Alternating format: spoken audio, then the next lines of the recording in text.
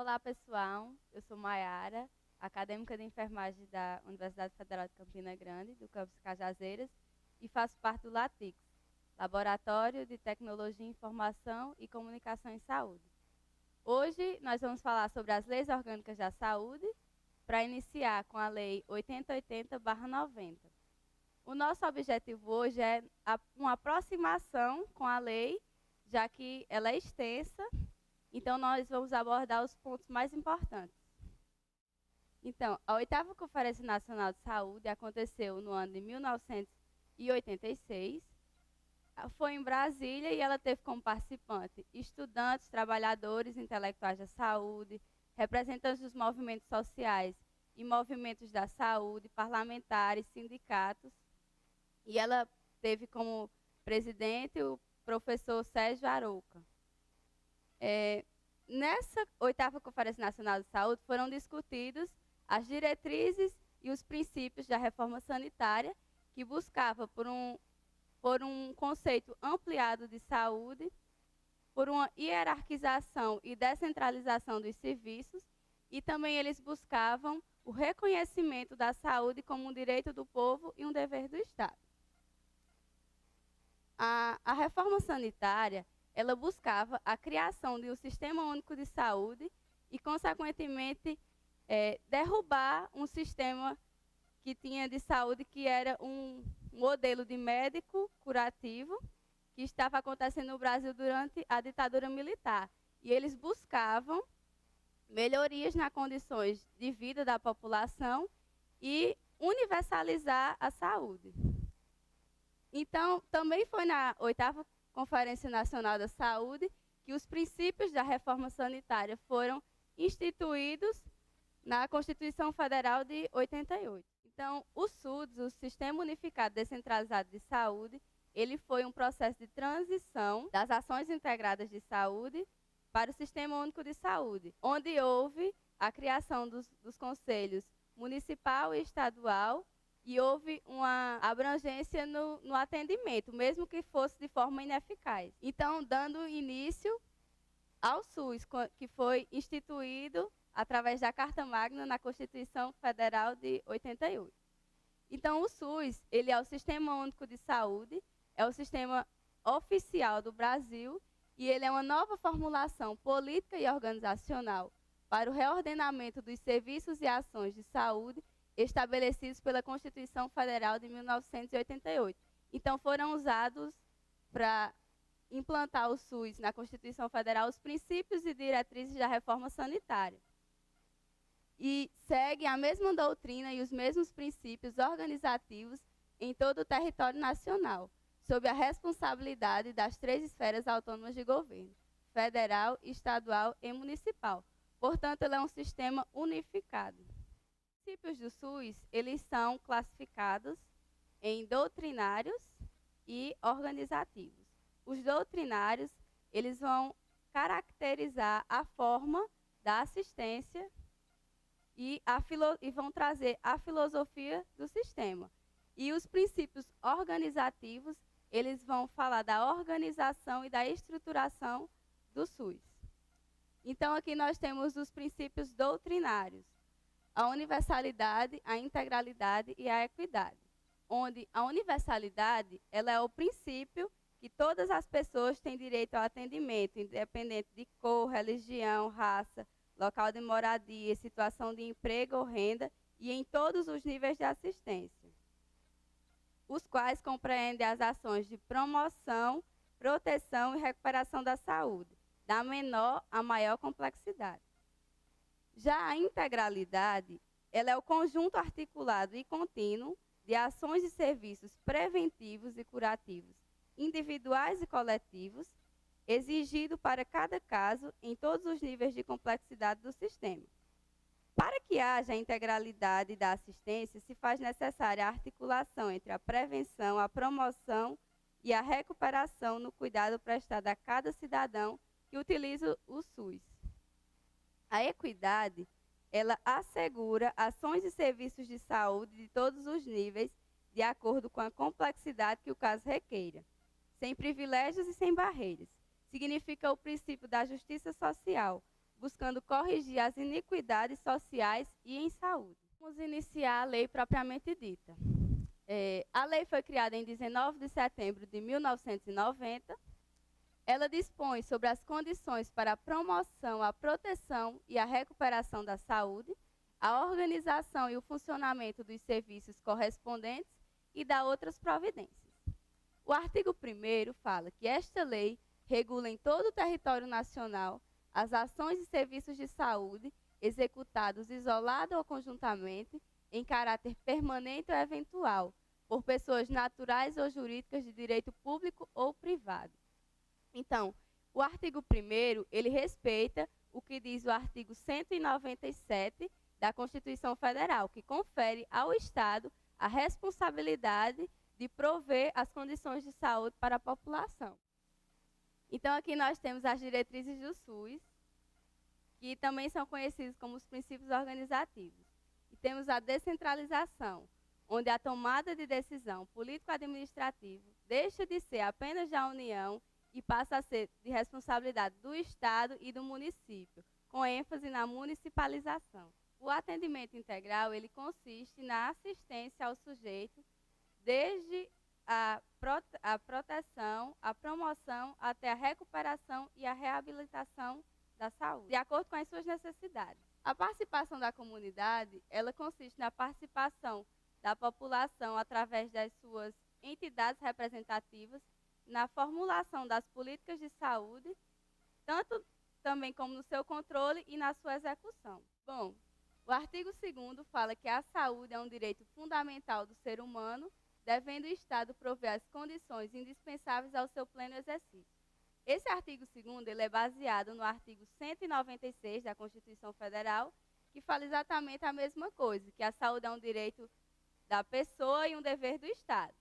Sendo que, mesmo sendo um dever do Estado, não exclui o dever da sociedade, das empresas e do cidadão de ter a responsabilidade com a saúde. O artigo 3º fala que a saúde tem como fatores determinantes e condicionantes, entre outros, a alimentação, a moradia, o saneamento básico, o meio ambiente, o trabalho, a renda, a educação, o transporte, o lazer e o acesso aos bens e serviços essenciais. Os níveis de saúde da população expressam a organização social e econômica do país. Então, esses fatores determinantes e condicionantes, como já foi falado, é transporte, educação, saneamento básico, eles que determinam e condicionam a saúde. Quanto maior a qualidade de vida de determinada população, maior serão os níveis de organização social e econômica. E os fatores condicionantes e determinantes, eles são utilizados como base para saber a situação de saúde de determinada população. Então, nesse artigo, nós podemos perceber um conceito ampliado de saúde, onde não existe mais apenas aquele conceito que saúde é a ausência de doença, e sim que existem fatores que podem determinar e contribuir para o processo saúde-doença. O 4º artigo da Lei 8080, ele vai falar de que é constituído o SUS. Ele fala que é o conjunto de ações e serviços de saúde prestados por órgãos e instituições públicas federais, estaduais e municipais, da administração direta e indireta e das fundações mantidas pelo poder público. E ele também vai enfatizar que a iniciativa privada só pode participar do Sistema Único de Saúde através de forma complementar. Então, dos objetivos e das atribuições. O artigo 5º, ele fala dos objetivos do Sistema Único de Saúde. A identificação e divulgação dos fatores condicionantes e determinantes da saúde. Então, são objetivos do SUS determinar e identificar quais são os fatores condicionantes e determinantes que a gente falou anteriormente, que são moradia, trabalho, saneamento básico, alimentação. Então, o SUS ele deve divulgar quais são esses fatores. A formulação de política de saúde destinada a promover nos campos econômico e social.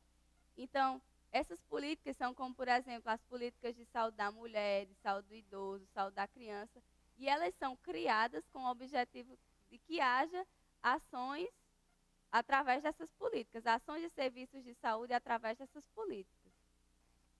Assistência às pessoas por intermédio de ações de promoção, proteção e recuperação da saúde, com realização integrada das ações assistenciais e das atividades preventivas. Então, isso ele se refere a um dos princípios que foi falado anteriormente, que é da integralidade, e que dá o direito ao cidadão de ser atendido de acordo com as suas necessidades, tanto com a promoção, a proteção e a recuperação da saúde, da família, da comunidade e do sujeito. No artigo 6º, estão incluídos ainda no campo de atuação do Sistema Único de Saúde a execução de ações de vigilância sanitária, de vigilância epidemiológica, de saúde do trabalhador e de assistência terapêutica integral, inclusive farmacêutica. Entende-se por vigilância sanitária um conjunto de ações capazes de eliminar, diminuir ou prevenir riscos à saúde e de intervir nos problemas sanitários decorrentes do meio ambiente, da produção e circulação de bens e da prestação de serviços de interesse da saúde.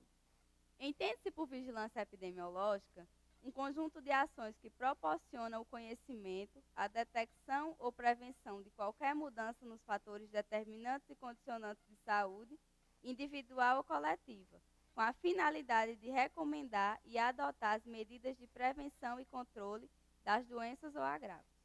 Entende-se por saúde do trabalhador um conjunto de atividades que se destina, através de ações de vigilância sanitária e epidemiológica, à promoção e proteção da saúde dos trabalhadores, assim como também visa a recuperação e a reabilitação da saúde dos trabalhadores submetidos aos riscos e agravos advindos das condições de trabalho. Então, a participação na formulação da política e execução de ações de saneamento básico, a ordenação da formação de recursos humanos na área da saúde, onde esse artigo visa a mudança dos profissionais do antigo modelo para o atual, seguindo os novos princípios e doutrinas. A vigilância nutricional e orientação alimentar, a colaboração na proteção do meio ambiente, nele compreendido o do trabalho, a formulação de política de medicamentos, equipamentos imunobiológicos e outros insumos de interesse para a saúde e a participação na sua produção. Nesse artigo, nós percebemos que não utilizamos o SUS apenas quando estamos em um serviço de saúde. Nós utilizamos com a nossa alimentação, quando utilizamos medicamentos. Então, esse artigo mostra a importância do SUS para a nossa saúde no geral, não apenas quando estamos utilizando ou a unidade básica ou um hospital. Então, o SUS está inserido no nosso cotidiano. O artigo 7º fala das ações de serviços públicos de saúde e os serviços privados contratados ou conveniados que integram o Sistema Único de Saúde são desenvolvidos de acordo com as diretrizes previstas no artigo 198 da Constituição Federal, obedecendo ainda os seguintes princípios: universalidade de acesso aos serviços de saúde em todos os níveis de assistência. Então, esse artigo fala que a mudança que houve no sistema, onde antigamente só quem podia utilizar as ações de serviço de saúde era quem contribuía com a Previdência Social, e que hoje isso mudou, porque mesmo quem não contribui com a Previdência, quem não tem trabalho formal, pode ter acesso aos serviços de saúde, assim, independente da sua religião, raça. A integralidade da assistência é entendida como um conjunto articulado e contínuo das ações e serviços preventivos e curativos, individuais e coletivos, exigidos para cada caso, em todos os níveis de complexidade do sistema. Então, um exemplo de integralidade é quando uma criança ela é atendida na unidade básica de saúde, na puericultura, e é identificado que ela apresenta infecção urinária, infecção respiratória, ela será encaminhada para um serviço especializado que tem todo um suporte para a resolubilidade desse problema. Então, dessa forma, nós temos uma atenção integral, tanto na promoção, na proteção e também na recuperação desse sujeito. A preservação da autonomia das pessoas na defesa da sua integridade física e moral. Então, todo cidadão tem autonomia de decidir sobre a sua saúde, sobre a sua integridade física e moral.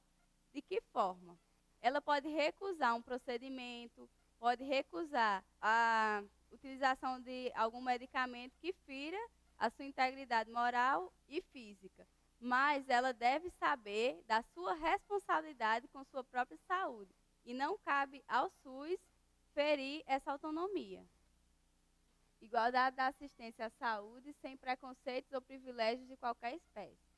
Nesse caso, nós temos também a questão da equidade, que é a justiça social, onde, na equidade, vai haver um privilégio do sujeito que apresentará uma maior vulnerabilidade. Um exemplo de equidade, podemos colocar duas comunidades. A comunidade A, que são uma classe mais elevada, que tem saneamento básico, que tem uma condição de vida melhor. E a comunidade B, que tem esgoto a céu aberto, lixo.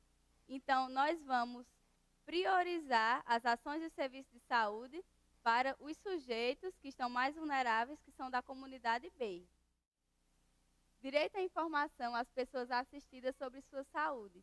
Os profissionais de saúde, eles devem informar ao sujeito sua condição de saúde, desde o diagnóstico, exames laboratoriais, procedimentos cirúrgicos e também a utilização de medicamentos. Então, tudo isso deve ser informado ao paciente.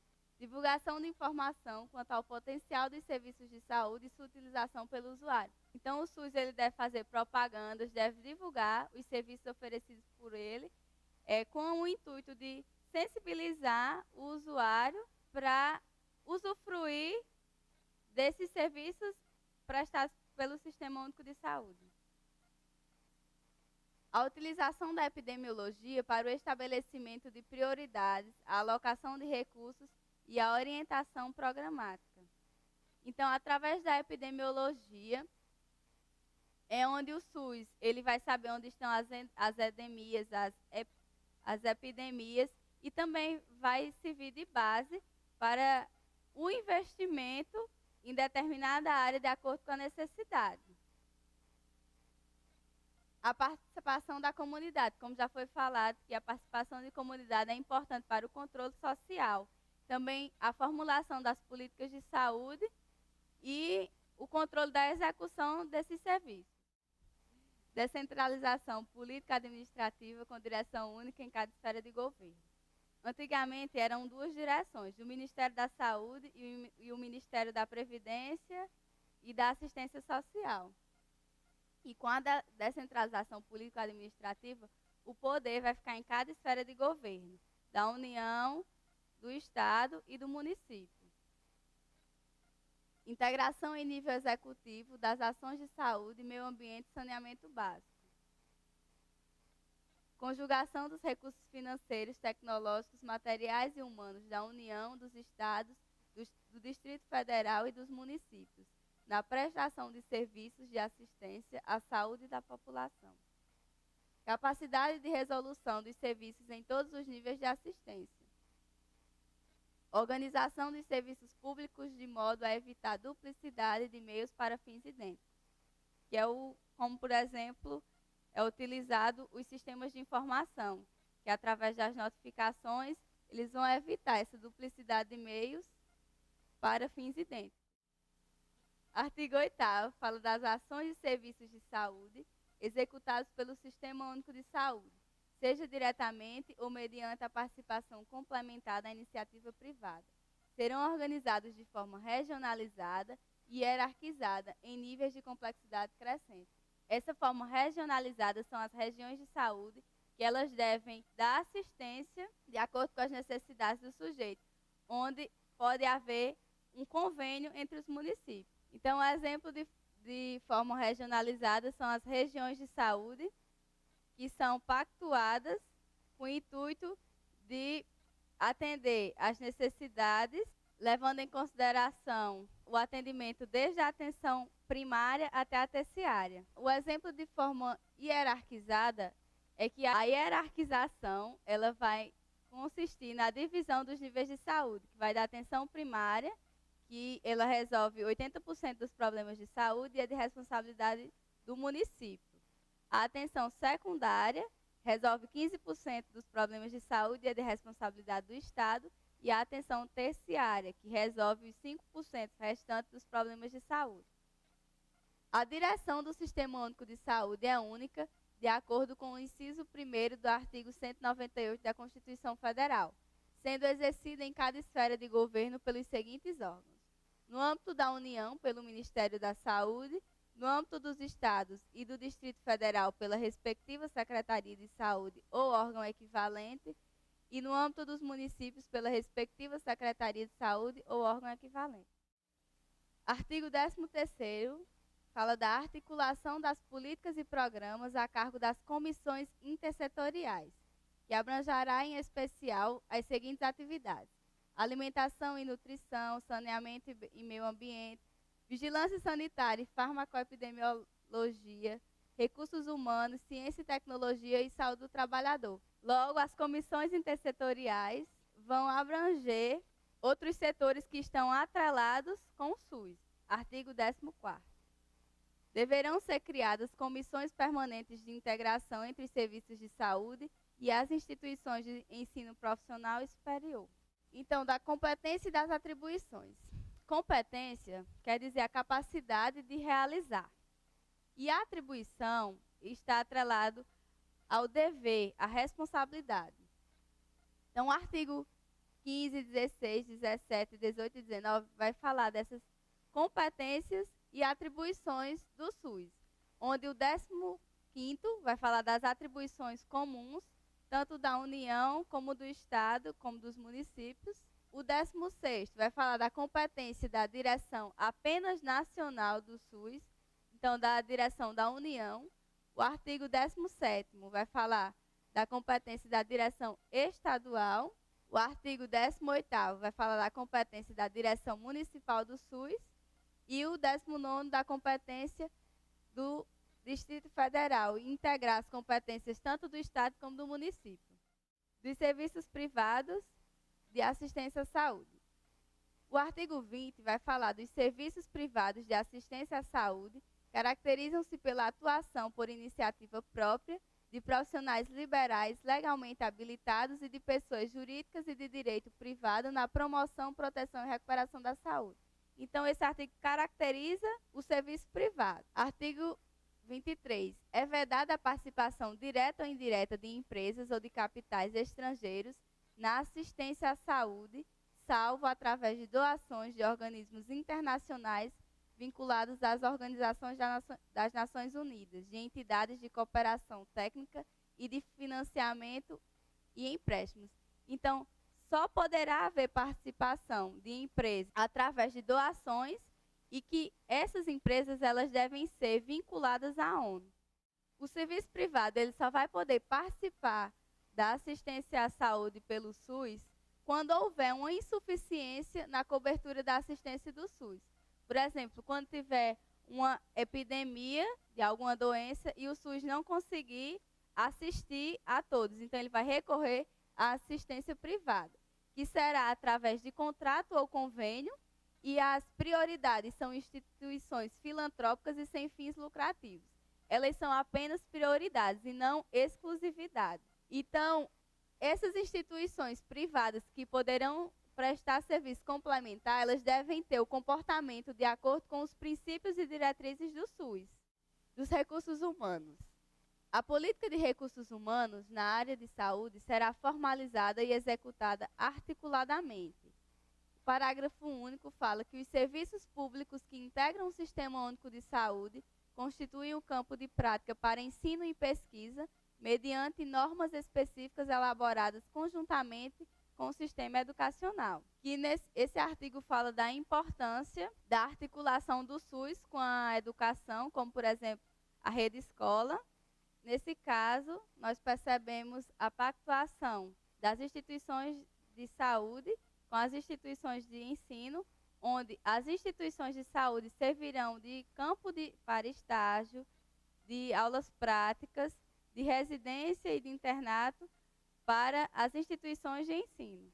Os cargos e funções de chefia, direção e assessoramento no âmbito do Sistema Único de Saúde só poderão ser exercidos em regime de tempo integral. Os servidores que legalmente acumulam 2 cargos ou empregos poderão exercer suas atividades em mais de um estabelecimento do SUS. Do financiamento. A participação da assistência social com a participação da Previdência Social vão formar o orçamento da Seguridade Social, que vão ser investidos na saúde. E vai haver uma transferência de fundo a fundo, do Fundo Nacional de Saúde, do Fundo Estadual de Saúde e do Fundo Municipal de Saúde. Podemos lembrar também da Emenda Constitucional 29, onde 15% do orçamento do município é destinado à saúde, 12% do orçamento do Estado é destinado à saúde e a União vai entrar com o orçamento do Produto Interno Bruto. O processo de planejamento e orçamento do Sistema Único de Saúde será ascendente, do nível local até o federal, ouvidos seus órgãos deliberativos, compatibilizando-se as necessidades da política de saúde com a disponibilidade de recursos em planos de saúde dos municípios, dos estados, do Distrito Federal e da União. O Conselho Nacional de Saúde estabelecerá as diretrizes a serem observadas na elaboração dos planos de saúde em função das características epidemiológicas e da organização dos serviços em cada jurisdição administrativa. Obrigado por assistir à nossa aula. Se você não está inscrito no canal, se inscreva, curta e compartilha. E também não se esqueça de se inscrever na nossa fanpage do Facebook, que estará aqui embaixo.